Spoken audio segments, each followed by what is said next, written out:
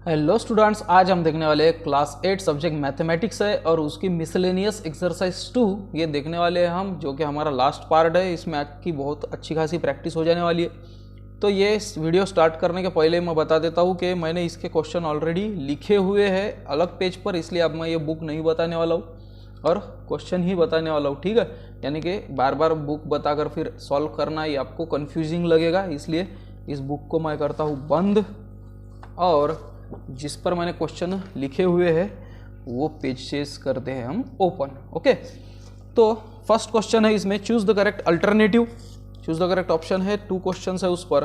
First question है, find the circumference of a circle whose area is 1386 centimetre square. अब देखो circumference find करना है और सर्कमफरेंस के लिए हमको पता होनी चाहिए रेडियस, बट रेडियस तो देकर नहीं है ना, हमको एरिया देकर है। एरिया के फॉर्मूला से हमको रेडियस पता करनी है और रेडियस से फिर हमको सर्कमफरेंस फाइंड आउट करना है। अब मुझे बोलो एरिया का फॉर्मूला क्या है, पाई आर स्क्वायर। वो वैल्यूज पुट आउट करके हम सॉल्व करेंगे, रेडियस मिलेगी। और सर्कमफरेंस का फॉर्मूला क्या है, 2 पाई आर। उसके हिसाब से फिर हमको रेडियस के हिसाब से सर्कमफरेंस भी मिल जाएगा। तो चलो इसको स्टार्ट करते हैं हम। सो एरिया ऑफ सर्कल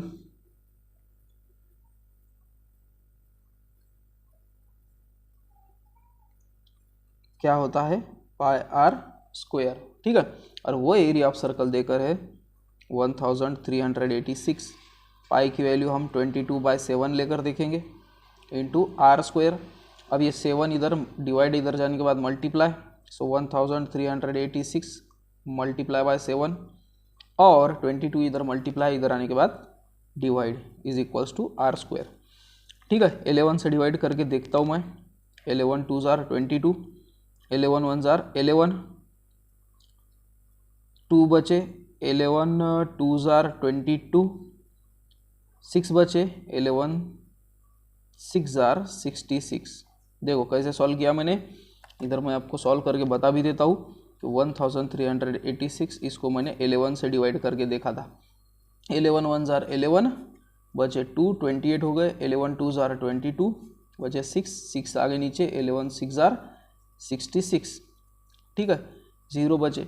फिर ये 2 से भी फर्दर डिवाइड होता है आगे जाके, 2 1 जार 2, 2 6 जार 12, 2 3 जार 6, ठीक है। आप डायरेक्ट 22 से भी डिवाइड कर सकते हो। मैं आपको शॉर्ट ट्रिक बता रहा हूँ कि भाई अगर बड़े बड़े नंबर आए तो एक एक कैसे कम कर किया जाता है। तो डिवीजन में तो आप कुछ भी नहीं बचा, 63 और 7 ही बचा।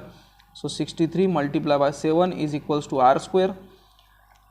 अब 63 को 7 से मल्टीप्लाई करते हैं हम, 7 3 जार 21, 2 कैरी, 7 6 जार 42, 43 44, 441 ये आया are square.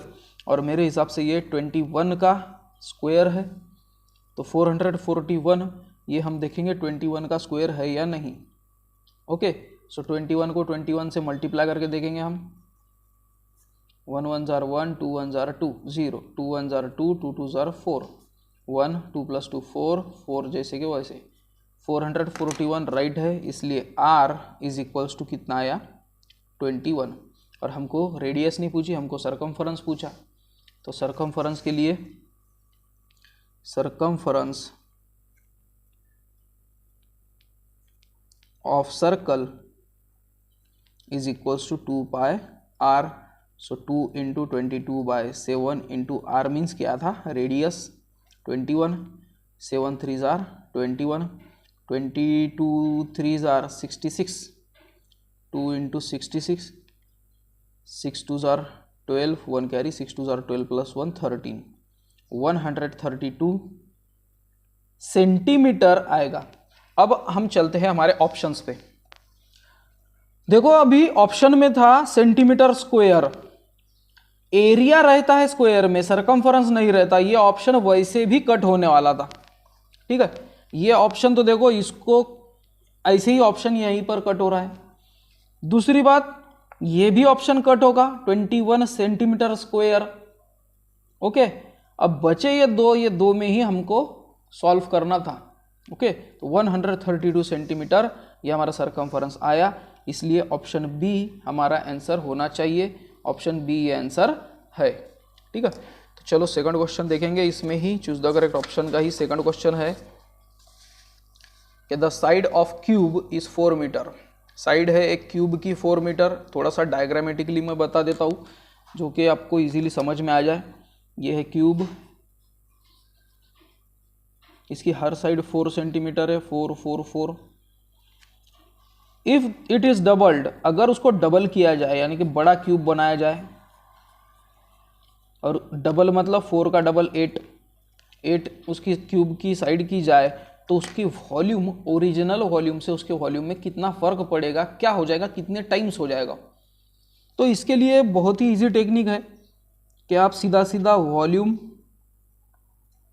Of original cube निकालो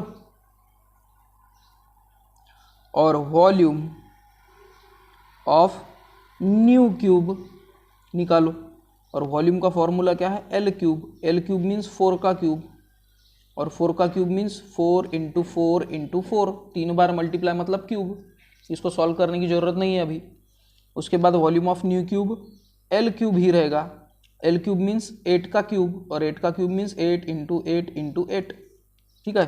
now comparing, now comparing, compare करना मतलब क्या होता है, डिवाइड करना।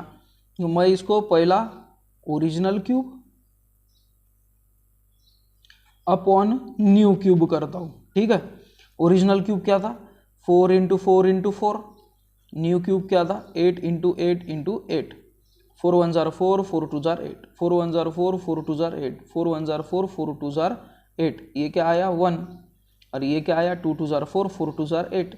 सो 1:8 ये रेशो आया, यानी कि 8 टाइम्स वो क्यूब जो बड़ा वाला क्यूब है उसका वॉल्यूम 8 टाइम्स बढ़ जाएगा अगर उसकी साइड डबल होती है तो 8 टाइम्स हमारे ऑप्शन में है, और वही हमारा आंसर होना चाहिए। ये है हमारा आंसर 8 टाइम्स। ओके, तो होप करता हूँ मेरा एक्सप्लेनेशन समझ में आ ही रहा होगा, पर थोड़ा सा ज़्यादा एक्सप्लेन करूँगा इसलिए मैं वीडियो भी बड़ी होने वाली है।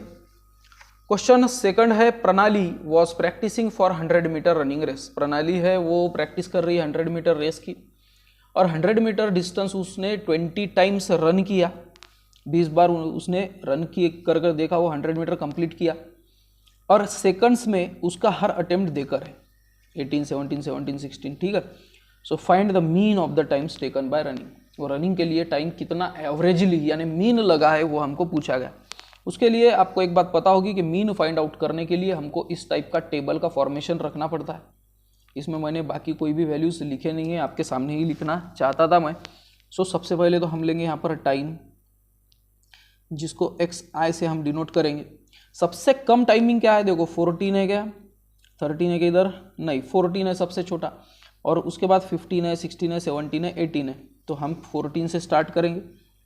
14, 15, 16, 17 और 18। ठीक है, इतने ही टाइमिंग देकर है उसमें। उसके बाद हम लेंगे टैली मार्क्स। टैली मार्क्स मतलब 14 कितने बार आया। ठीक है, तो देखो सबसे पहले आया 18, ये है 18। ठीक है, 17, 17, 16, 15, 16, 15, 14, 16, 15, 15, 17, 15, देखो 4 हो गए 15, ये पांचवा क्रॉस।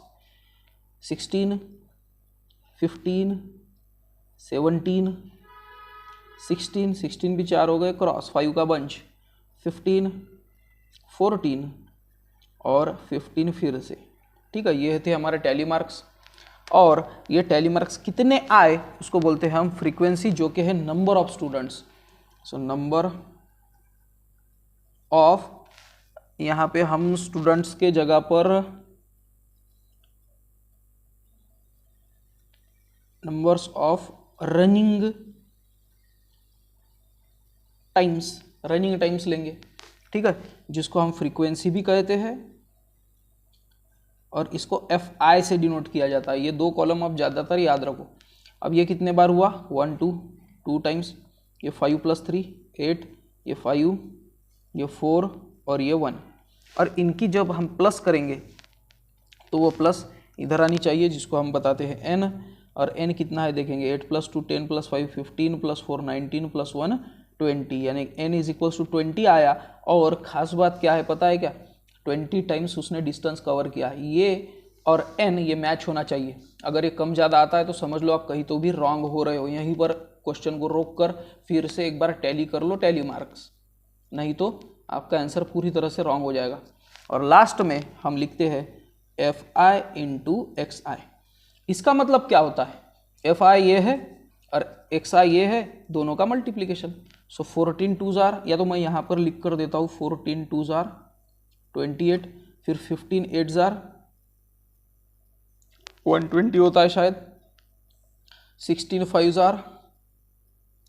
80, 17 4s 68 और 18 1s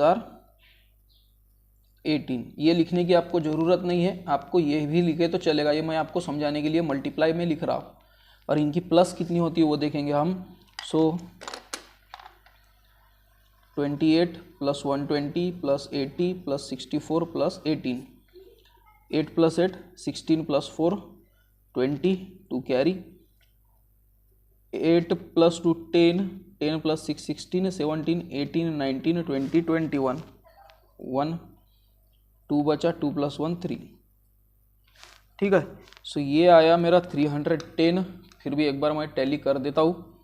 14 2s 28, 15 8s 120, 16 5s 80, 17 4s 60 68।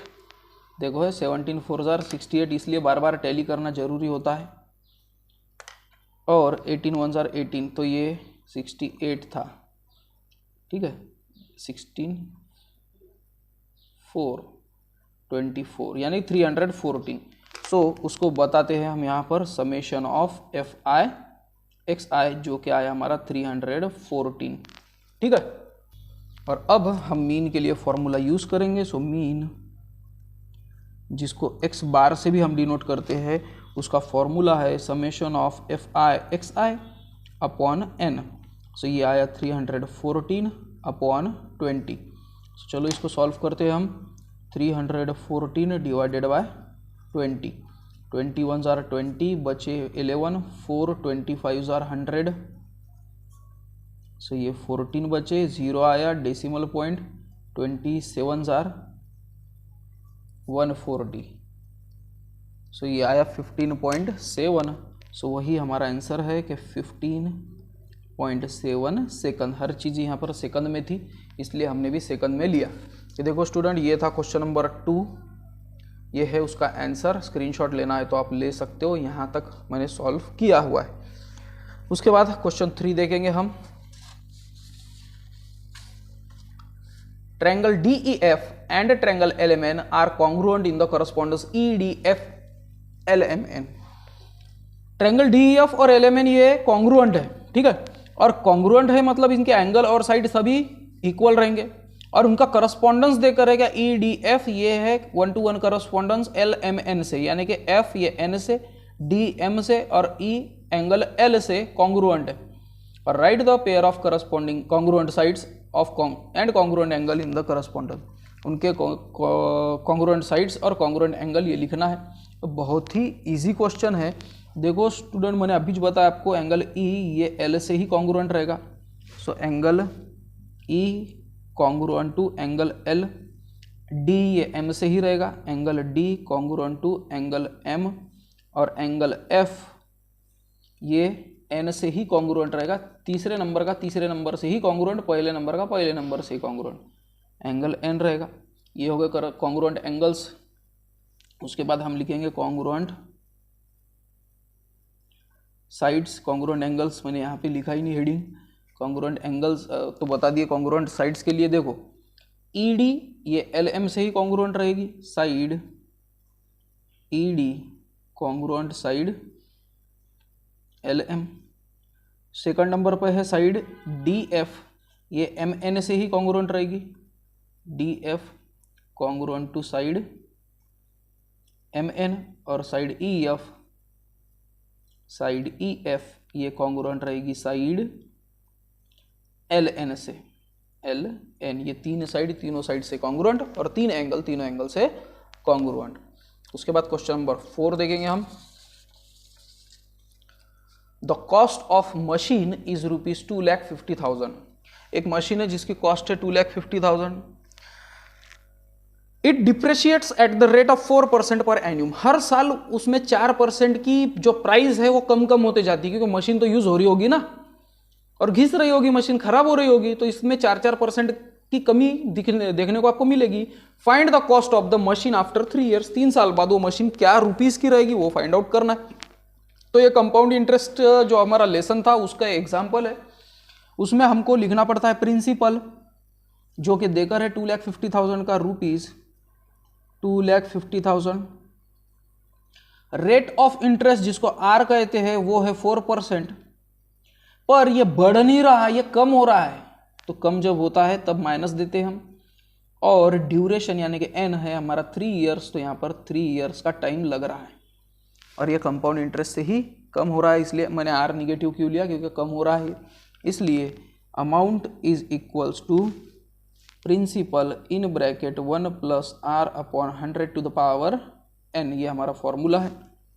So amount is equals to principal 2,50,000 into 1 + R rate of interest -4 का है upon 100 to the power n means 3 years.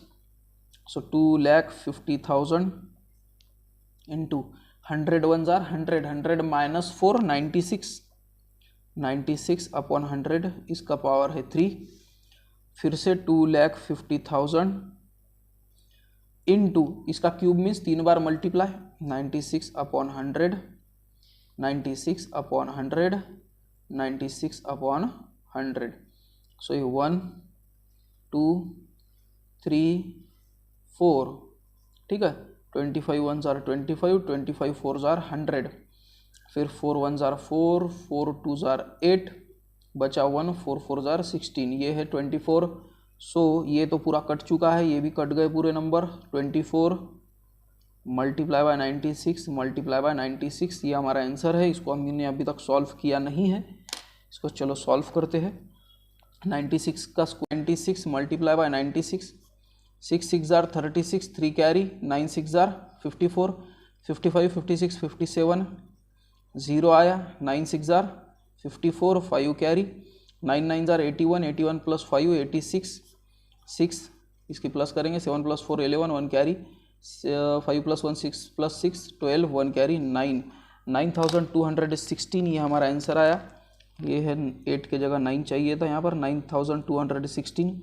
और ये जो आंसर आया इसको हम फिर से 24 से मल्टीप्लाई करेंगे, 9,216 multiply by 24, 6 4 jar 24, 2 carry, 4 1 jar 4 + 2 6, 4 2 जार 8, 9 4 जार 36, 0 6 2 जार 12, 1 carry, 2 1 jar 2 + 1 3, 2 2 jar 4, 9 2 jar 18, 4 8 9 10 11, 1 carry, 6 + 4 10 + 1 11, 1 carry, 8 + 1 9 + 3 12, 1 carry 2,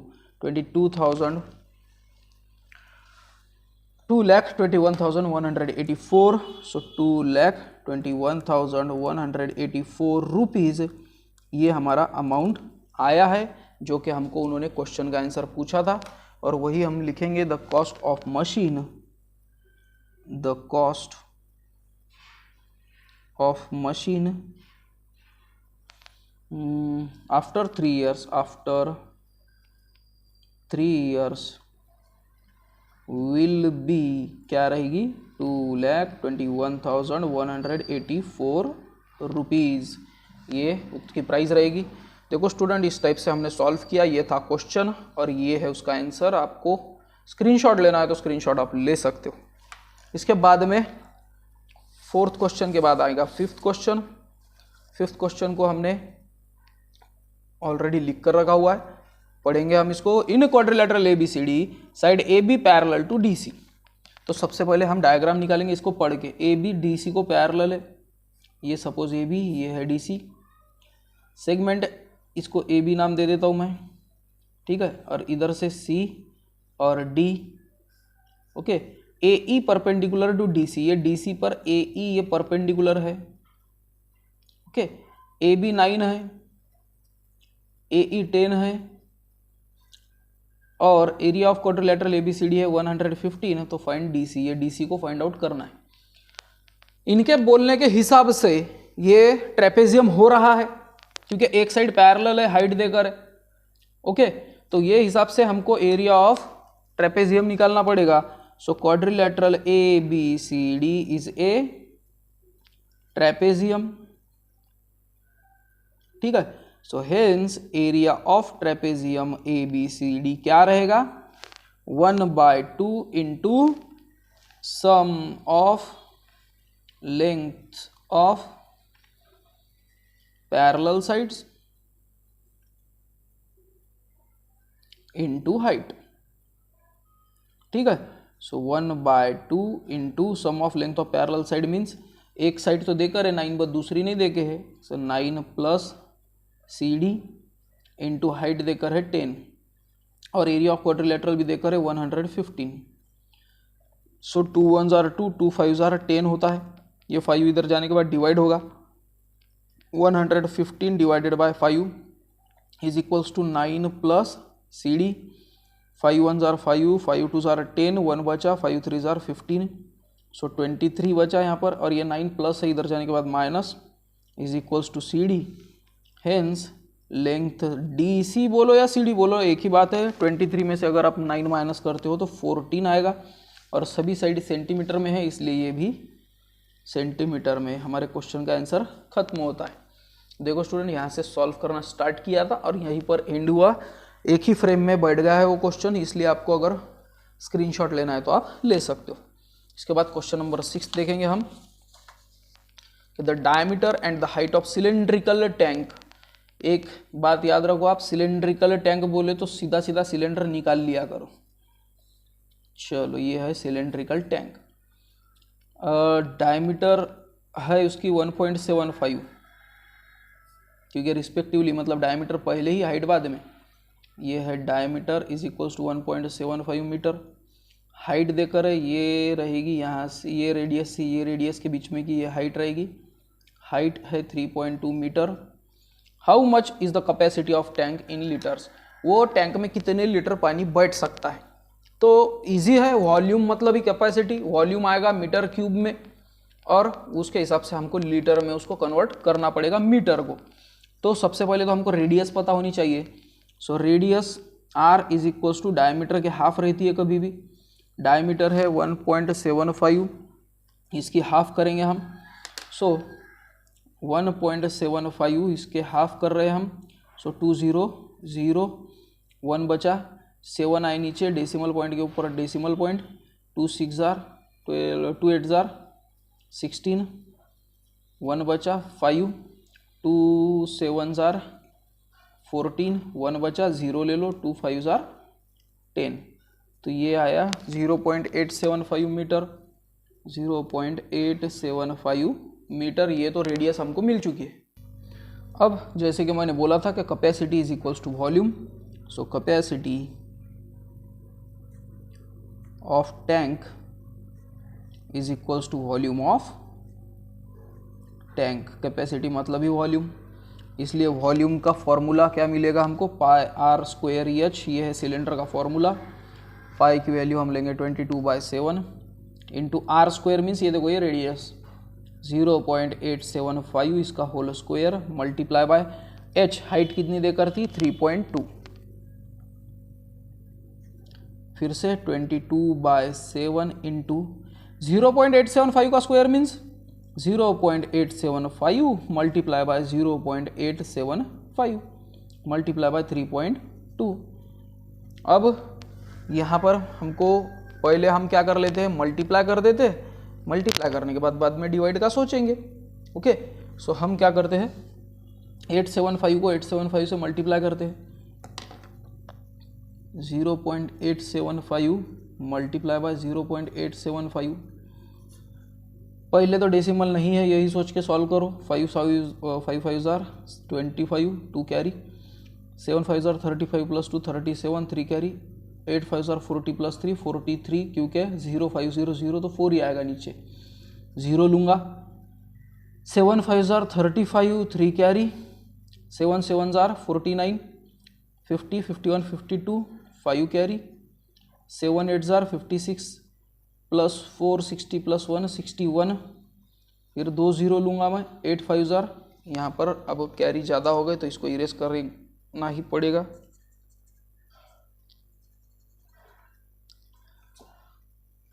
8 5 jar 40 4 carry, 8 7 jar 56 plus 4 60 6 carry, 8 8 jar 64 64 plus 6 70। सो ये आए 5, ये है 7 plus 5 12 1 carry, 3 plus 2 5 plus 1 6 4 plus 1 5 6 और 7 और 1 2 3 1 2 3 3 3 के बाद डेसिमल है इसलिए यहाँ पर 3 प्लस 3 6 1 2 3 4 5 6 0.76562 आया। सो 22/7 इंटू 0.7656 ले लेंगे। इतना बड़ा नंबर लेने की ज़रूरत नहीं है। लास्ट के 2-3 डिजिट, अब लास्ट में क्या है 3 डिजिट भी रहे तो हम नज़दीक नज़दीक आ ही जाते। ओके, इसके बाद ये 3.2 को भूलना नहीं है। अब मैं 3.2 से मल्टीप्लाई करूँगा, multiply by 3.2। So 5 2 jar 10 1 carry, 2 2 jar 4 plus 1 5 1 carry, sorry 1 carry क्यों लूँ, 6 2 जार 12 1 कैरी, 5 2 जार 10 प्लस 1 11 1 कैरी, 6 2 जार 12 plus 1 13 3 carry 1, 7 2 jar 14 plus 1 15 0, 5 3 jar 15 1 carry, 3 2 jar 6 plus 1 7, 6 3 jar 18 1 carry, 5 3 jar 15 plus 1 16 1 carry, 6 3 jar 18 plus 1 19 1 carry, 7 3 जार 21 plus 1 22 0 10 1 carry, 7 plus 3 10 1 carry, 8 plus 1 9 plus 1 10 1 carry, 7 8 9 10 1 carry, 10 plus 5 15 1 carry, 2 plus 1 3 plus 1 4 और 2। और यहाँ पे कितने decimal है 1 2 3 4 5 6, यहाँ पर कितने हैं 1, 6 प्लस 1 7, 1 2 3 4 5 6 7 2.45। ठीक है, सो इसका और इसका आंसर है 22/7 और इसका आंसर क्या है 2.45। अब इसको हम 22 से मल्टीप्लाई करते हैं। सो 2.45 मल्टीप्लाई बाय 22, 5 2 जार 10 1 कैरी, 4 2 जार 8 प्लस 1 9, 2 2 जार 4 0, 5 2 जार 10। अब देखो ये तो वैसे ही आने वाला है, ये 0 ये 9 ये 4, क्योंकि अब 2 से ही मल्टीप्लाई कर रहे हैं हम। सो 0 9 13 5 5390 डिवाइडेड बाय 7। ओके, सो अब इसको 7 से डिवाइड करने का टाइम आ चुका है। सो 5390 डिवाइडेड बाय 7 करेंगे हम। ओके, सो 7 7 जार 49, 4 बचे, 7 7 जार 49 0 और 0 आए नीचे 0, 770 ये हमारा आंसर आया। अब डेसिमल पॉइंट देना हम भूल गए थे। यहाँ पर कितने डेसिमल है 2, तो यहाँ पर भी कितने होंगे 2, सो 53.90 आएगा ये। ठीक है, और यहाँ पे भी अगर आप डेसिमल पॉइंट देते हो तो डेसिमल पॉइंट के ऊपर डेसिमल पॉइंट 7.70, यानी कि सीधी सीधी बात 7.7। So hence capacity of tank is equals to 7.7 cubic metre. Okay, ये हमारा आंसर आया। लेकिन हमको कितने लीटर पानी बैठेगा वो भी पता करना है, तो इसको मल्टीप्लाई बाय 1000 कर दो। So is equals to 7.7 multiply by 1000, तो ये आएगा 7700 लीटर। इतनी कैपेसिटी वो टैंक की रहेगी। तो देखो आप यहाँ से क्वेश्चन से मैं स्टार्ट करता हूँ, यहाँ से स्टार्ट किए थे और अब मैं ऊपर ले रहा हूँ, स्क्रीनशॉट लेना हो तो ले लेना। और यहाँ तक ये देखो, यहाँ से क्वेश्चन आपने ले लिया होगा, थोड़ी सी एक लाइन यहाँ पर नीचे आएगी। तो ये स्क्रीनशॉट लेने के लिए आपको मैं बता रहा हूँ। उसके बाद क्वेश्चन नंबर 7 है, the length of chord of a circle of 16.8 centimetre. तो अब क्वेश्चन पूछा ही है सर्कल पे, तो सर्कल ड्रॉ तो करना ही होगा, क्योंकि ड्राइंग हम करेंगे, रफ फिगर वगैरह ड्रॉ अगर हमने किए तो हमको इजी जाएगा, इसलिए मैं इस साइड सर्कल ड्रॉ कर रहा हूँ। चलो ये हो गया सर्कल, ये हो गई उसका सेंटर, ठीक है। लेंथ ऑफ कॉर्ड, ये है कॉर्ड की लेंथ, तो कॉर्ड भी निकालना ही पड़ेगा फिर। ये है कॉर्ड जो कि है 16.8, रेडियस 9.1, ये हो गई radius 9.1। Find it distance from the centre, ये है डिस्टेंस जो कि परपेंडिकुलर ही रहता है, ये डिस्टेंस फाइंड आउट करने बोला है। तो चलो हम इसको नाम देते हैं, इसको सेंटर को नॉर्मली ओ, इसको ए बी, और इसको हम एम नाम दे देंगे, ठीक है। अब थोड़ा सा हमको एक्सप्लेनेशन लिखना पड़ेगा, क्योंकि नाम वगैरह उन्होंने दिए नहीं, नाम हमने हमारे मन से लिखे हैं, तो वो ही बताना पड़ेगा। So in circle with centre O, A B is a chord, hence length A B कितनी होगी 16.8 सेंटीमीटर के। फिर ओ ए, इसको रेडियस कंसिडर करेंगे, radius O A is equals to 9.1 centimetre, और O M is equals to question mark, O M को ही find out करना है। तो इसमें आपको एक बात पता होगी ही कि ये डिस्टेंस परपेंडिकुलर होगा तो कॉर्ड को वो बाइसेक्ट कर देता है। सो द परपेंडिकुलर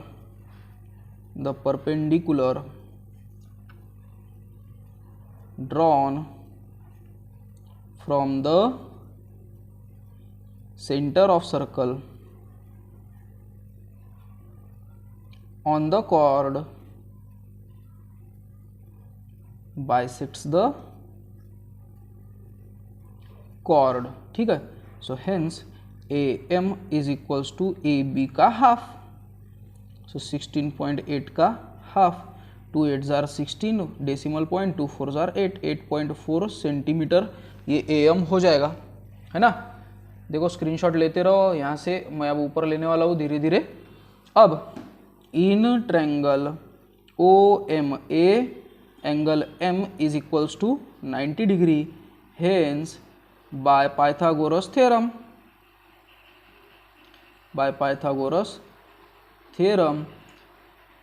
हाइपोटेनस का स्क्वायर इज इक्वल्स टू बचे हुए दोनों साइड के स्क्वायर की plus, so O A square is equals to O M square plus A M square, so 9.1 का स्क्वायर इज इक्वल्स टू 8.4 का स्क्वायर प्लस ओ एम का square, so 9.1 का square minus 8.4 का square is equals to O M square.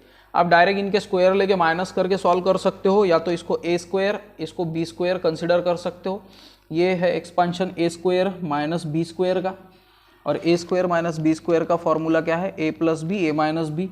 So 9.1 plus 8.4, 9.1 minus 8.4 is equals to O M square.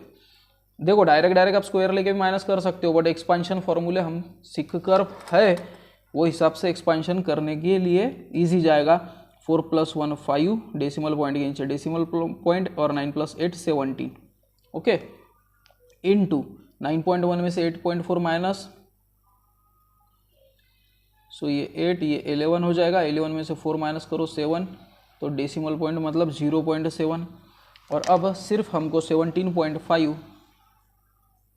इसको multiply करना है 0.7 से, 7 5 जार 35, 3 कैरी, 7 7 जार 49, 50 51 52, 7 1 जार 7 + 5 12, ओके। सो ये आएगा 1 2, सो ये 1 2, सो 12.25 इसका आंसर आएगा। सो ये है 12.25, ये है ओ एम का square. Now taking square root लेंगे हम, ओ एम का स्क्वायर मीन्स ओ एम, और 12.5 का स्क्वायर रूट 3.5 रहना चाहिए, क्योंकि 1225 का स्क्वायर रूट 35 है। सो इसका स्क्वायर रूट 3.5 सेंटीमीटर, और यही था distance. So hence distance is equals to 3.5 centimetre. ये हमारा आंसर होना चाहिए। अब ये स्क्वायर रूट कैसे निकालना ये मैं अभी एक्सप्लेन नहीं कर सकता, क्योंकि ऑलरेडी वीडियो बहुत बड़ी हो चुकी है। देखो स्टूडेंट, यहाँ से मैंने सॉल्व किया था। स्क्रीनशॉट लेने के लिए आप रेडी हो जाओ, स्क्रीनशॉट ले लो। फिर यहाँ से यहाँ तक हमने सॉल्व किया था। होप करता हूँ आपने स्क्रीनशॉट ले लिया होगा, या तो मेरे पढ़ाते पढ़ाते वीडियो को बीच बीच में पॉज करके आप सॉल्व किया करो। इसके साथ ही क्वेश्चन नंबर 7 तो खत्म हो गया। क्वेश्चन नंबर 8 देखेंगे हम कि the following table shows the number of male and female workers under the employment guarantee scheme in village ABCD। Table देकर है कि विलेज है ABCD, उसमें मेल्स और फीमेल्स वर्कर कितने थे ये देकर है हमको, और उसके हिसाब से सब डिवाइडेड बार डायग्राम और परसेंटेज बार डायग्राम हमको निकालनी। अब इसमें तो मैंने ये क्वेश्चन लिख लिया, बट यहाँ पे मैं अगर गैप दे देता था तो मुझे यहाँ पर ही सॉल्व करने मिल जाता था। कोई बात नहीं, मैं इसके 2 कॉलम यहाँ पे नीचे बढ़ाऊंगा, क्योंकि हमको टोटल भी चाहिए और परसेंटेज के लिए सेपरेटली एक कॉलम चाहिए होता है, आपको अगर पता होगा तो इसका कॉलम मैं एक्सटेंड करता हूँ। देखो मैंने 2 कॉलम ऐड कर दिए हैं, और वो 2 कॉलम कौन से रहेंगे पता है क्या आपको? एक रहेगा टोटल का और एक रहेगा परसेंटेज का, परसेंटेज ऑफ। अब दोनों में से एक ले लो आप, ऐसा कोई प्रॉब्लम नहीं है, क्योंकि दूसरा उसका ही रहेगा। तो पहले नंबर पे फीमेल्स का कॉलम है, इसलिए मैं फीमेल्स ही लेता हूँ, परसेंटेज ऑफ फीमेल्स। मेल्स का ऐसा सेपरेटली लेने की जरूरत नहीं, क्योंकि 100 में से वो माइनस करोगे तो वही बचेगा, है ना? आपको समझ में आ ही रहा होगा। अब 5 + 0 5, 5 + 2 7, 2 + 1 3, यानी ए गाँव जो विलेज था ए, वो उसमें 375 पूरे लोग थे। फिर इसकी प्लस करेंगे हम, 0 6 + 4 10 1 कैरी, 2 + 1 4, फिर 0 9 + 1 10 3 300, और फिर आएगा 0 4 + 1 5 2 250। इतने लोग ABCD ये गांव में थे। अब फीमेल्स कितने होंगे? 375 में से 150 फीमेल्स है, तो फिर 100 में से कितने, है ना? उसमें भी ये 400 पीपल थे, उसमें से 240 फीमेल्स थे, तो 100 में से कितने? 300 लोग थे पूरे गांव में, उसमें से 90 फीमेल्स थे, तो 100 में से कितने? और 250 गांव में लोग थे, उसमें से 140 ये महिलाएं थी, तो 100 में से कितने? सो 5 से होगा, 5 3 = 15, 5 0 0, 5 7 = 35, 5 5 = 25। उसके बाद और 5 से होगा ये, 5 1 = 5, 5 5 = 25, 5 6 = 30, फिर ये 15 है, यहाँ पर 100 है, तो इसका आंसर आया है 6 × 100 600, और ये इधर पूरा 15 ही बचा था। फिर 15 4 = 60 और 0 ये, यानी कि 40% वहाँ पर लेडीज़ थी, तो 60% जेंट्स होंगे ही। फिर ये 0 0 कट, 4 1 = 4, 4 6 = 24, 4 0 0, ये है 60% फीमेल। फिर ये 1 2 1 2, 3 3 = 9, ये है 30%। फिर ये 0 0 कट हो गए, ये 0 कट करने हमको इजी जाएगा, ये 100 जैसे कि वैसे 25 1 = 25, 25 4 = 100, और 14 4 = 56% फीमेल्स थे वहाँ पर। इसके ये मैंने क्यों निकाला, इसमें परसेंटेज बार ग्राफ हम इजीली निकाल सकते हैं, और सब डिवाइडेड बार डायग्राम के लिए हमको टोटल वैल्यू चाहिए होती है। ठीक है, तो चलो ग्राफ की तरफ चलते हैं हम। सो ग्राफ पेपर तो मैंने ले लिया है।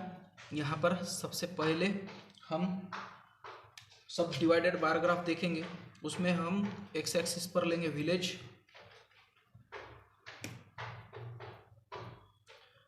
विलेज कौन से है? A B C और D ऐसे विलेजेस है, ठीक है। और यहाँ पर हमको स्केल लेना होगा सबसे पहले। अब देखो यहाँ पर फीमेल्स जो है, यानी कि फीमेल देखने से अच्छा टोटली देखेंगे हम। ज़्यादा से ज़्यादा क्या है, देखो 400 है, 300 है, 375 है, 250 है, यानी कि 50 से डिवाइड होने के जैसे नंबर्स है। इसलिए मैं scale 1 centimetre is equals to 50 workers अगर लूँ तो प्रॉपरली मेरा यहाँ पर फिट हो जाएगा। सो इसलिए यहाँ पर मैं 50 का ही स्केल लेता हूँ। सो 50, 100, 150, 200, 250, 300, 350 और 400।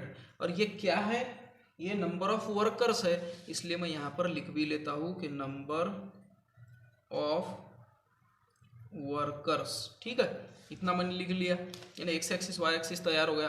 बट मैंने यहाँ पर जो स्केल लिया है वो मुझे यहाँ पर दिखाना भी होगा ना। सो इसलिए स्केल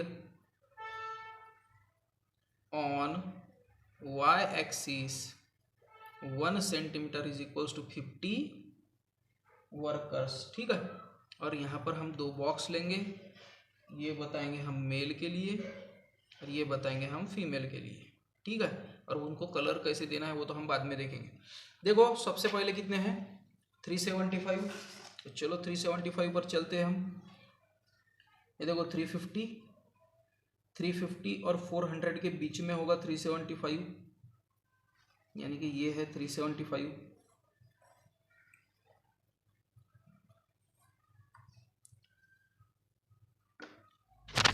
उसके बाद ये तो हो गया 375। उसके बाद में है बी 400, 300, 250। तो ये 400, ये 300, ये है 250। ओके, सो चलो इनको ड्रॉ करते हैं हम।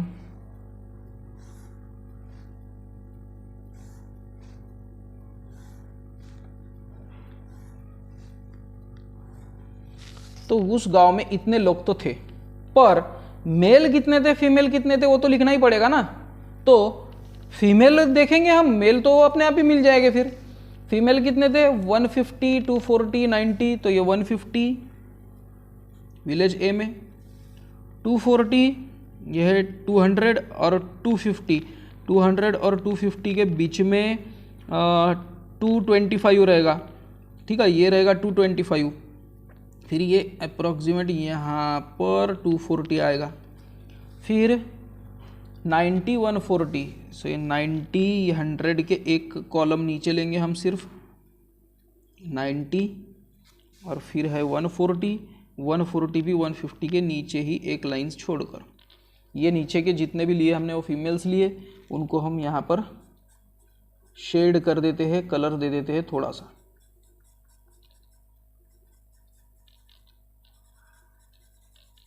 और ये फीमेल्स थे इसलिए हम फीमेल को कलर बताएंगे कि हमने इस टाइप से कलर लिया है, ठीक है। इसमें ज़्यादा टाइम वेस्ट नहीं करते हुए आप ऐसे शेड फटाफट जैसे होता है वैसे शेड करके बता सकते हो। तो ये तो था सब डिवाइडेड बार ग्राफ। उसके बाद है परसेंटेज बार डायग्राम। तो परसेंटेज बार डायग्राम के लिए हमने ऑलरेडी फीमेल्स का परसेंटेज निकाला हुआ है। फिर से मैंने एक्स एक्सिस हॉरिजॉन्टल और वाई एक्सिस वर्टिकल निकाली हुई है। अब विलेज वैसे ही जैसे विलेज दिए थे वैसे ही विलेज दूंगा मैं। सो विलेज यहाँ पर ए, बी, सी और यहाँ पर डी। और यहाँ पर लिखूंगा मैं नंबर ऑफ वर्कर्स या तो फिर परसेंटेज ऑफ वर्कर्स। और क्या परसेंटेज रहेगा, परसेंटेज हमेशा ही, इसमें तो कोई प्रॉब्लम नहीं, इसमें स्केल 10% का ही रहता है। सो 10%, 20%, 30%, 40%, 50%, 60%, 70%, 80%, 90% और यहाँ पर 100%। और वही स्केल यहाँ पर लिखेंगे हम कि scale on Y axis 1 centimetre is equals to 10%, ये है मेल्स, ये है फीमेल्स। ठीक है, और पहले तो चारों भी कॉलम में 100 पे ले लेता हूँ, ऐसा कोई प्रॉब्लम ही नहीं है यहाँ पर। तो ये 100, ठीक है, चारों भी कॉलम आ रहे हैं।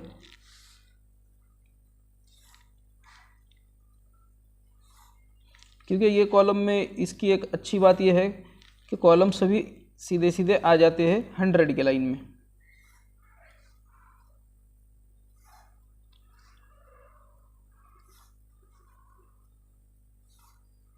ठीक है, और अब हमने जो परसेंटेज निकाला है वो 40, 60, 30, 56, 40, 60, 30, 56, 60, 30, 56, 30, और ये है 50, 55, ये है 56, 55, ये है 56, 56, और इनको शेड कर देते हैं हम।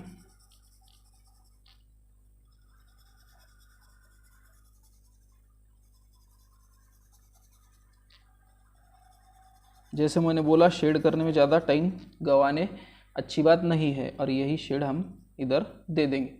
तो ये फीमेल्स थे और वो मेल्स थे। तो देखो स्टूडेंट, आपको स्क्रीनशॉट लेना है तो आप यहाँ से ले सकते हो। ये है सब डिवाइडेड बार डायग्राम के, और ये है परसेंटेज बार डायग्राम के। थोड़ा सा ऊपर लेता हूँ अभी मैं, आप भी स्क्रीनशॉट आप ले सकते हो, और नीचे अगर इधर देखना है तो इधर भी स्क्रीनशॉट ले सकते हो। तो ये था हमारा क्वेश्चन नंबर 8। चलो देखते हैं हम क्वेश्चन नंबर 9 में क्या मिलेगा हमको। क्वेश्चन नंबर 9 है सॉल्व द फॉलोइंग इक्वेशंस। इस टाइप के क्वेश्चन बहुत ही इजी होते हैं। आपको सिर्फ बोडमॉस को फॉलो करना है। क्या? Bracket of division, multiplication, addition, subtraction. सबसे पहले हमको ब्रैकेट को सॉल्व करना होता है। ब्रैकेट के बाहर 17 मल्टीप्लाई है, तो चलो इसको एक एक को मल्टीप्लाई करेंगे। 17 इंटू एक्स, 17x प्लस है 17 4 जार 68, फिर से प्लस है 8 इंटू एक्स, 8x प्लस 6 8 जार 48 is equals to 11 into X, 11x plus 11 5 जार 55 plus 15 into X, 15x plus 15 3 जार 45। ओके, यहाँ तक के क्लियर है क्या? आपको ब्रैकेट को बस सॉल्व करना है, बाहर बाहर निकालना है। अब जो एक्स एक्स वाले है उसको एक जगह ले लेंगे, और जो बिना एक्स वाले यानी नंबर है उसको एक जगह ले लेंगे, है ना। या तो फिर पहले इसको भी सॉल्व कर सकते हो आप, जैसे कि 17x plus 8x 25x plus 48 plus 68, 8 plus 8 16, 1 carry, 6 plus 4 10 plus 1 11, इधर 11x plus 15x 26x plus 5 plus 5 10, 1 carry, 5 plus 1 6 plus 4 10। Okay, ये 100। अब ये देखो यहाँ पे 26 बड़ा है ना, तो इसको जैसे कि वैसे ही रखता हूँ मैं 26x। ये 25x छोटा है, इधर चलो लेकर माइनस 25x हो जाएगा, प्लस का माइनस हो जाता है। यहाँ पर क्या बचा था? सिर्फ 116, और ये प्लस 100 इधर जाने के बाद माइनस 100। 116 में से 100 गए 16, और 26x में से 25x, सिर्फ x की वैल्यू आई 16। हमारा आंसर यहाँ पर ही खत्म हो जाता है, क्योंकि सॉल्व करना मतलब क्या है? x की वैल्यू निकालना। फिर क्वेश्चन नंबर 9 का ही सेकंड क्वेश्चन है 3y/2 plus y plus 4/4 is equals to 5 minus y minus 2/4। अब क्रॉस मल्टीप्लाई करके हम इजीली इसको सॉल्व कर सकते हैं। 4 3 जार 12, y तो था सिर्फ y प्लस 2y प्लस 4 2 जार 8 डिवाइडेड बाय 4 2 जार 8 इज इक्वल्स टू 5 4 जार 20 माइनस, देखो माइनस है इसलिए माइनस, इधर कुछ भी नहीं है मतलब 1, 1 में से 1 माइनस y यानी कि 1 मल्टीप्लाई बाय y, और 1 मल्टीप्लाई बाय माइनस 2, है ना। सो ये प्लस 2, और ये दोनों को भी डिवाइडेड बाय 4 1 जार 4। फिर ये 8 को इधर लेकर चलते हैं मल्टीप्लाई हो जाएगा, ये 4 को इधर लेकर चलते हैं मल्टीप्लाई हो जाएगा। तो मैं क्या करता हूँ पहले 12y + 2y 14y, ये +8 है, ये 4 इधर आया मल्टीप्लाई में, इज इक्वल्स टू 20 + 2 22, ये -y, और ये जो 8 इधर डिवाइडेड था उधर जाने के बाद मल्टीप्लाई, है ना। अब 14 4 जार 56y + 8 4 जार 32 इज इक्वल्स टू 8 2 जार 16, 1 कैरी, 8 2 जार 16 + 1 17 176 -8y, ये -8y इधर जाने के बाद +8y 56y + 8y is equals to ये है 176, और ये +32 इधर जाने के बाद -32, 56 + 8 64y इज इक्वल्स टू 176 में से 32 गए,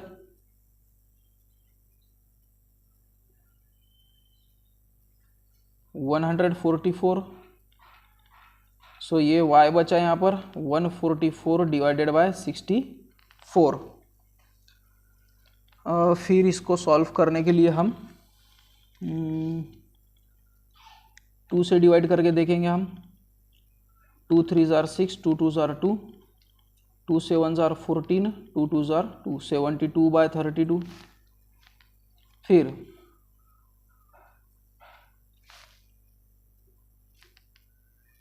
फिर से 2 से डिवाइड करके देखेंगे। 2 1 जार 2, 2 6 जार 12, 2 3 जार 6, 2 6 जार 12, 36/16। फिर से 2 से डिवाइड होंगे। 2 8 जार 16, 2 1 जार 2, 2 8 जार 16, 18/8। फिर से 2 4 जार 8, 2 9 जार 18, सो 9/4 ये हमारा फाइनल आंसर है। So hence y is equals to 9/4, ये हमारा आंसर आया है। आपको अगर एक्सप्लेनेशन एकदम प्रॉपरली समझानी होगा तो वीडियो को फिर से देखो, कैलकुलेशन ही है इसमें, सिर्फ प्लस माइनस ये सिंबल का ध्यान रखना होता है। इसमें ही थर्ड क्वेश्चन है शायद, हाँ थर्ड क्वेश्चन है कि 5 in bracket 1 - 2x is equals to 9 in bracket 1 - x। तो फिर से 5 को ले लेंगे हम। 5 1 जार 5 माइनस है, 5 2 jar 10x, 9 1 jar 9 minus 9x into 9x, ये -10x इधर जाने के बाद +10x हो जाएगा। सो 10x, ये -9x, इधर बचा 5, और ये +9 इधर जाने के बाद -9, 5 में से 9 माइनस करो, -4 बचेगा। 10x में से 9x, x ही बचेगा, तो x की वैल्यू आई -4। ऐसे ज़रूरी नहीं कि होल नंबर आए, 0 आए वगैरह, कुछ भी आ सकता है। पहले पॉजिटिव नंबर आया, फिर फ्रैक्शन आया, और फिर अब निगेटिव नंबर आया। ये बताने के लिए ही ये मिसलेनियस एक्सरसाइज है कि आंसर कैसे भी आ सकता है, आपको बस कॉन्फिडेंस होना चाहिए। इसके बाद इसमें ही क्वेश्चन नंबर 10 है कि complete the activity, draw rhombus ABCD। देखो बहुत सारी एक्टिविटी देकर है और उस पर अलग अलग क्वेश्चन पूछे गए कि सबसे पहले तो उन्होंने बोला कि रोम्बस ABCD को ड्रॉ करो और ड्रॉ डायगोनल AC डायगोनल को ड्रॉ करो। डायगोनल ये इक्वल नहीं रहे थे, ओके, तो सबसे पहले हमको डायगोनल ही निकालना पड़ेगा। तो इसको मैं सपोज 4 सेंटीमीटर ले लेता हूँ और यहाँ पे 2 सेंटीमीटर पे मैं दूसरी डायगोनल ड्रॉ करता हूँ। अब 2 सेंटीमीटर पे ही क्यों ड्रॉ करता हूँ मैं, क्योंकि diagonals of the rhombus are perpendicular bisector of each other, और ये इसको 6 सेंटीमीटर ले लेता हूँ, ठीक है। अब मैं डायगोनल ड्रॉ करने के बाद अगर मैंने इसके बॉर्डर्स ज्वाइन कर दिए तो ये साइड्स हो जाएंगे रोम्बस के।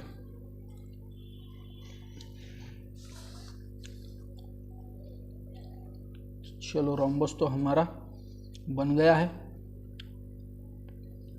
ओके। और suppose A B C D, और डायगोनल AC ड्रॉ करने के लिए कहा था उन्होंने, BD ड्रॉ करने के लिए नहीं कहा था।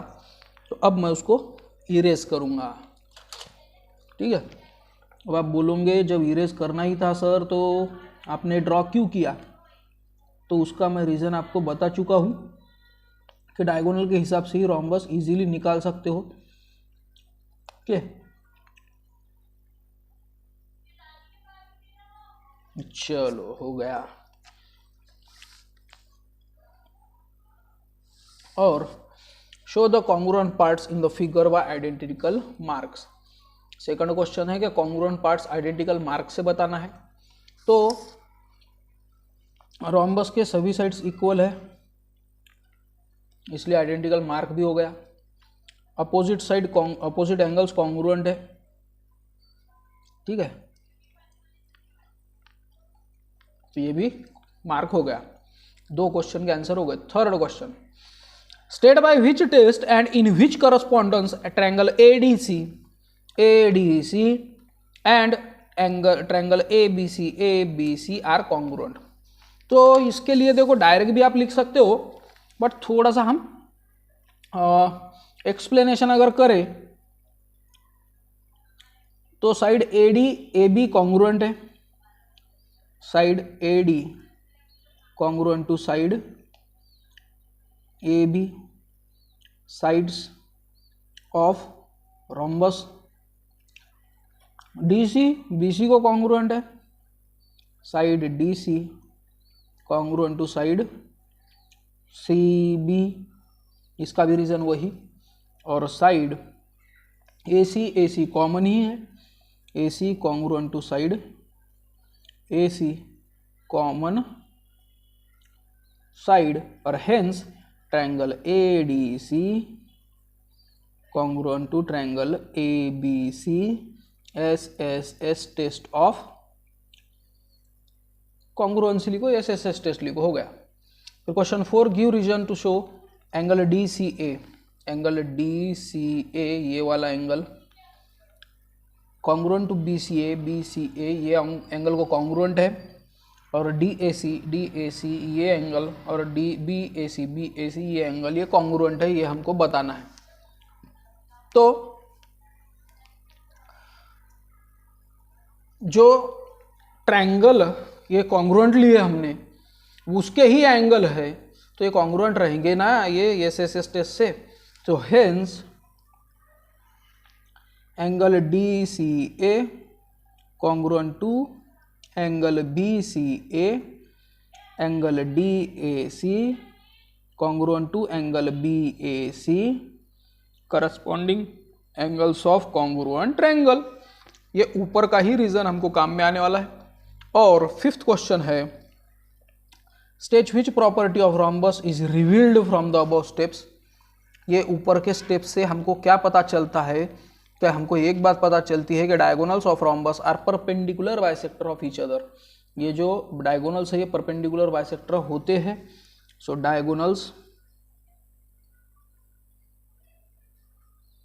Of rhombus are perpendicular bisectors of each other। ये प्रॉपर्टी हमको पता चलती है। तो देखो स्टूडेंट, ये था हमारा क्वेश्चन, और ये यहाँ से ये इतना आंसर है उसका। आपको स्क्रीनशॉट लेना ही होगा, स्क्रीनशॉट ले लीजिए। चलो क्वेश्चन 11 की तरफ चलते हैं हम।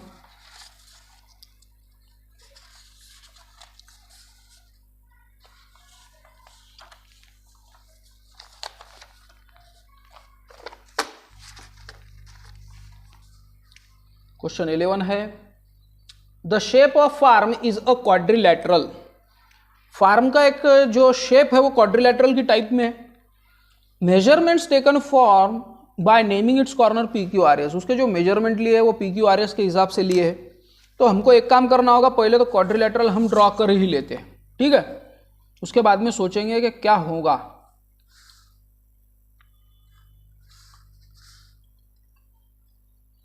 और इसके लिए ये भी नहीं सोचना है कि कैसा क्वाड्रिलैटरल निकालना है, ओके। इसलिए कैसे भी निकालो, कोई प्रॉब्लम नहीं। तो P Q R S, P Q है 170 मीटर, क्यू आर है 250, आर एस है 100, पी एस है 240 और पी आर है 260, यानी कि डायगोनल भी निकालनी ही पड़ेगी।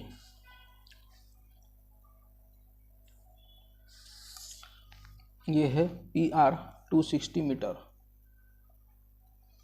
Find the area of the field in the hectare. ये जो फील्ड है, ये जो पूरा खेत है PQRS का, इसका एरिया हमको निकालना पड़ेगा। अब एक बात याद रखो, 90 डिग्री अगर ये एंगल रहते थे तो हम length into 1/2 into base into height करते थे, बट अभी तीनों भी साइड देकर है, इसलिए हमको वो सेमी पेरीमीटर वाला फॉर्मूला लगाना पड़ेगा। ए ट्रायंगल का एरिया फिर दूसरे ट्रायंगल का एरिया, ऐसा करके दोनों ट्रायंगल के एरिया की प्लस करेंगे तो आपको एरिया मिलेगा, और उसको अगर आप 10,000 से डिवाइड करोगे तो कितने हेक्टर था वो आंसर हमको मिल जाएगा। तो मेरा एक्सप्लेनेशन आपको समझ गया होगा। वैसे ही करेंगे हम। In triangle PQR, in triangle PQR semi perimeter is equals to A + B + C divided by 2। So semi perimeter means A + B + C means 170 + 250 + 260 divided by 2, 0, 6 + 5 11, 11 + 7 18, 1 carry, 2 + 1 3, 4 5 6, 680 divided by 2।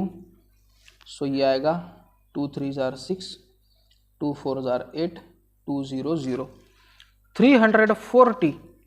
ये आया इसका semi perimeter. Okay, so now area of triangle PQR is equals to semi perimeter S - A, S - B, S - C, और ये सभी under root में। फिर से is equals to semi perimeter कितना निकला था अभी 340, 340 माइनस ये A है 170, 340 माइनस 250, 340 माइनस 260, ये सभी अंडर रूट में। फिर से 340 इंटू 340 में से 170 माइनस करो 170, 340 में से 250 माइनस करो 90, 340 में से 260 माइनस करो तो 10 ज़्यादा माइनस कर रहे हैं हम पहले के मुकाबले, तो 80। अब 340 मीन्स 172 जार, 170 को जैसे कि वैसे ही रखता हूँ मैं, 90 को मैं लेता हूँ 9 10 जार, और 80 को मैं लेता हूँ 80 ही। इसका काम हमको पढ़ने वाला है। फिर से 170 इंटू 170, 170 का स्क्वायर, उसके बाद 9 2 जार 18, ठीक है। 9 तो ये तो 3 का स्क्वायर हो गया है ना, 9 हो गया 3 का स्क्वायर। फिर 8 10 जार 800, 800 2 जार 1600, आ रहा है समझ में। 170 का स्क्वायर, 3 का स्क्वायर, और ये जो 1600 है 40 इंटू 40, तो ये हो गया 40 का स्क्वायर। फिर ये तीनों भी स्क्वायर है, ये स्क्वायर रूट है, कट हो गए। सो 170 इंटू 3 इंटू 40, सो 510 इंटू 40, 1 0 2 0, 4 1 जार 4, 5 4 जार 20, तो ये आया 2400 स्क्वायर मीटर। ये आया एरिया ऑफ ट्रायंगल PQR। देखो ज़्यादा एक्सप्लेन मैं नहीं कर रहा हूँ, मुझे खुद भी ये जान पे आता है एकदम, क्योंकि इसको मैंने ऑलरेडी पिछले प्रैक्टिस सेट्स में, आपको ये जो प्रैक्टिस सेट पर बेस होगा वो चेक कर लो, उसमें मैंने पूरी तरह से एरिया बताया हुआ है। मेरे हिसाब से, मेरे ख्याल से तो 16th वाला लेसन होगा वो, या तो फिर 15th वाला लेसन होगा शायद, उसमें आप देख सकते हो। अब ये हो गया एरिया ऑफ ट्रायंगल PQR। अब PSR, now in triangle PSR semi perimeter is equals to A + B + C divided by 2। अब PSR में semi perimeter is equals to 240 + 100 + 260, ये तीसरी side, divided by 2। So 0 0 0, 6 0 4 10, 1 carry, 2 + 1 3, 4 5 6, 600 divided by 2। So ये आया 300। इसका semi perimeter 300 आया, ठीक है। फिर एरिया निकालेंगे हम, area of triangle P S R is equals to semi perimeter S minus A, S minus B, S minus C, equal to semi perimeter 300, 300 minus 240, ये देखो ये ए, 300 माइनस 100, 300 माइनस 260, ठीक है। सो 300 माइनस 240 मेरे हिसाब से 60 रहेगा क्या, 60 इंटू 300 माइनस 100 200 इंटू 300 माइनस 260 40। फिर से इसमें भी एक आइडिया है, ये 300 means 3 into 100, 60 means 6 into 10, 200 means 2 into 100, 40 means 4 into 10, ठीक है। फिर 6 3 जार 18, 18 2 जार 36, मल्टीप्लाई बाय, ये देखो ये 3 गया है, 6 गया, 2 गया, 36 बचा सिर्फ क्या 4, मल्टीप्लाई बाय 1, 1 2 3 4 5 6, 1 2 3 4 5 6। फिर 36 मीन्स 6 का स्क्वायर, 4 मीन्स 2 का स्क्वायर, और इस पर कितने जीरो है, ये 2, ये 4, ये 6 जीरो है, तो ये 6 जीरो के आधे कर दो 3 जीरो, तो ये किसका स्क्वायर है, 1000 का स्क्वायर है। सो 6 बचा, 2 बचा और ये 1000 बचा। सो ये आएगा 12,000, है ना, 6 2 जार 12, 12 1 जार 12, 12,000 स्क्वायर मीटर, ये आया area of triangle P S R, okay. और अब ये दोनों की प्लस करेंगे। Now area of quadrilateral P Q R S is equals to area of triangle P Q R plus area of triangle P S R. So 20,400 plus 12,000, ये आएगा 32,400, ठीक है। अब ये है स्क्वायर मीटर में, और इसको अगर 1000 से डिवाइड करोगे तो अब आएगा हेक्टर में, इधर हेक्टर लिख देता हूं मैं, और 1 2 3 1 2 3 32.4 हेक्टर, ठीक है। अब हेक्टर्स रहेगा क्योंकि प्लूरल है, ओके। तो स्टूडेंट ये था मेरा एक्सप्लेनेशन क्वेश्चन नंबर 11 के लिए। आप देख सकते हो अच्छी तरह से क्वेश्चन नंबर 11 को सॉल्व करने के लिए ये है क्वेश्चन, यहाँ से आप स्क्रीनशॉट ले सकते हो। देखो यहाँ से मैंने सॉल्व करना स्टार्ट किया था, जैसे उन्होंने बताया वो हिसाब से मैंने ट्रायंगल ड्रॉ किया, सॉरी क्वाड्रिलेटरल, 2 ट्रायंगल की मैं एरिया निकाला है सेमी पेरीमीटर के बेस पे, और यहाँ पर उसका आंसर खत्म हुआ है, ओके। तो स्क्रीनशॉट आप ले सकते हो। क्वेश्चन नंबर 12 देखेंगे हम।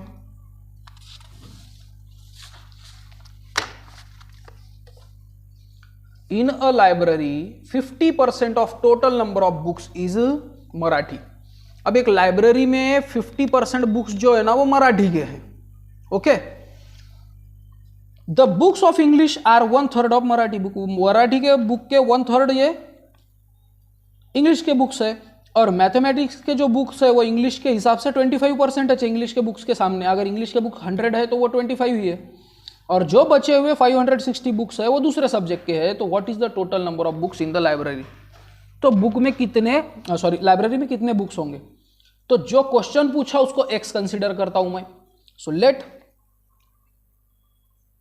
There are x books in the library. Suppose वो लाइब्रेरी में एक्स बुक्स है, तो अब एक एक बुक अपन कंसीडर करते हैं। तो मराठी के बुक्स कितने होंगे, मराठी बुक्स कितने होंगे, मराठी बुक्स 50%, 50% टोटल बुक्स के। समझ में आ रहा है क्या, परसेंट मतलब 100 ही रहता है ना, सो 51 जार 50, 52 जार 100, यानी x1 जार x/2। ये इतने बुक्स है मराठी के। ओके, उसके बाद उन्होंने पूछा है English books. So English books कितने हैं? 1/3 ऑफ मराठी बुक। और मराठी बुक कितने हैं? x/2 के 1/3 आ रहा है समझ में? सो ये है x1 जार x और 3 2 जार 6, इतने बुक्स है इंग्लिश के। और फिर मैथमेटिक्स क्यों पीछे रहे? सो मैथमेटिक्स बुक्स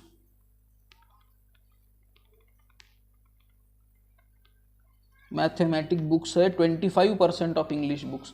इंग्लिश बुक्स कितने हैं? x/6 और इसके 25% है ना।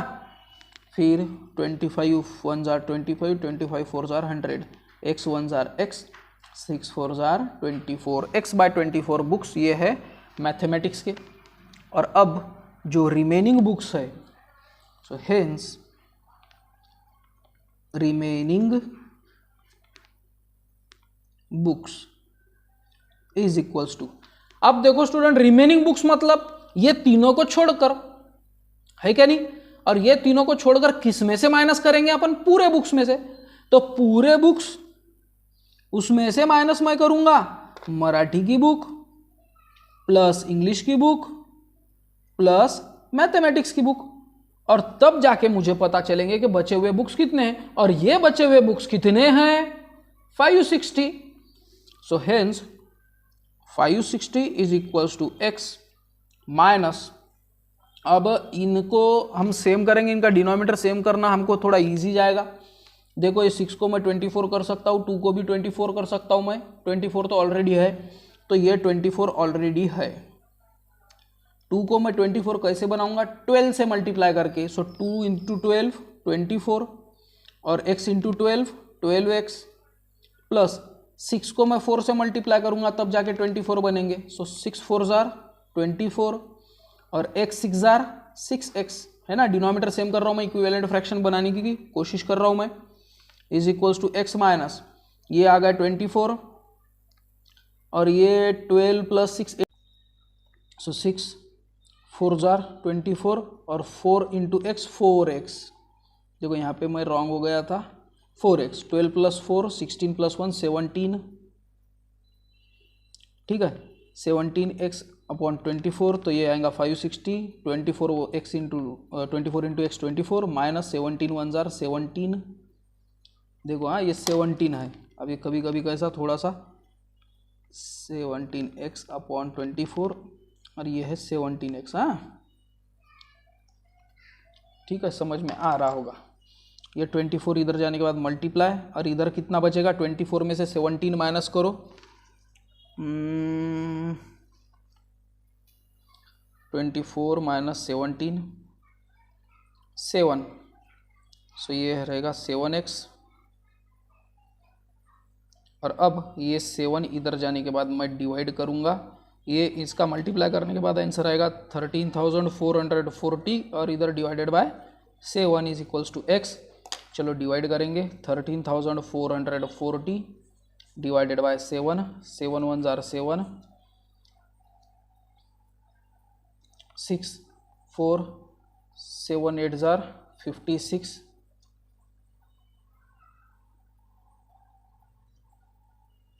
नहीं 7 9 जार 63। इसलिए मैं कैलकुलेशन साइड में पेंसिल से करता हूँ, क्योंकि कभी कभी कैलकुलेशन एक्सप्लेन करने में थोड़ा सा गलती हो ही जाती है। 63 1 बचा, 14 7 2 जार 14, 0 नीचे आए 0 7 0 0। सो x की वैल्यू आई, x is equals to 1920। So hence there are 1920 books in the library के अंदर 1920 बुक्स थे। देखो स्टूडेंट, यहाँ से मैंने सॉल्व किया था क्वेश्चन नंबर 12, ये है क्वेश्चन, इसका स्क्रीनशॉट आपने ले लिया होगा 1 2 3। अब मैं ऊपर ले रहा हूँ, यहाँ से क्वेश्चन का आंसर ओरिजिनली हमने सॉल्व करना स्टार्ट किया था। शायद आपने इसका भी स्क्रीनशॉट ले ही लिया होगा और यहाँ पर उसका आंसर खत्म हो गया। तो होप करता हूँ आपने स्क्रीनशॉट तो ले ही लिया होगा।